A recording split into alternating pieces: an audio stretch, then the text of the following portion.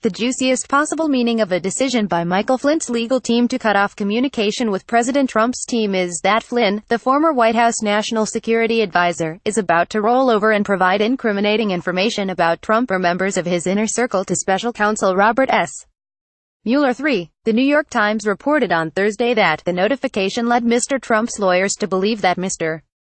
Flynn, who, along with his son, is seen as having significant criminal exposure, has, at the least, begun discussions with Mr.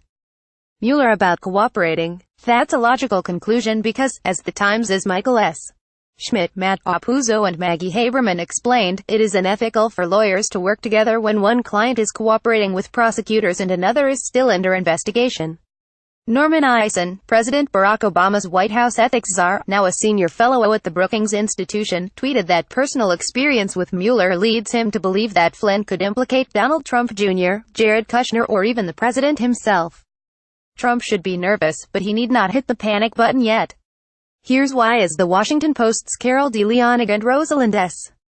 Helderman pointed out in their report on Flynn's move, even if Flynn has begun discussions with Mueller's office, there is no guarantee he will ultimately reach a deal with prosecutors. Mueller might demand more information than Flynn is willing to give, or Flynn's knowledge might prove unworthy of favorable treatment by Mueller.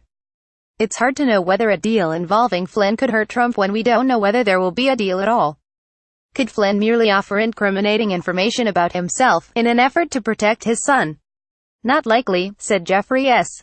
Jacobowitz, a partner at Arnold Golden Gregory in Washington who specializes in white-collar criminal defense. Michael Flynn and his son, Michael G. Flynn, arrived at Trump Tower in New York on November 17, 2016. Carolyn Castorap, I don't think Mueller would offer him a deal, if that were the case. Jacobowitz told me. I think it would have to be some higher-ups that Flynn would be able to provide information about. Someone higher up does not necessarily mean the president or a member of his family, however. An alternative target, Paul Manafort, the former Trump campaign chairman, against whom Mueller already has secured an indictment. That would be valuable because Manafort, at this point, is still going to trial. Jacobowitz said, adding that Mueller would take all the help he can get in that case. Trump has effectively turned his back on Manafort. On the day Mueller announced charges against the man who once headed Trump's campaign, White House Press Secretary Sarah Huckabee Sanders told reporters that the indictment has nothing to do with the president, has nothing to do with the president's campaign or campaign activity. Don't expect the president to feel too bad if the result of Flynn's possible cooperation with Mueller is more trouble for Manafort. It also is possible that Flynn could spill damaging information about Trump that is unrelated to collusion with Russia. It could be related to obstruction. Jacobowitz told me, pointing to James B. Comey's claim that Trump asked the then director of the FBI to drop its investigation of Flynn.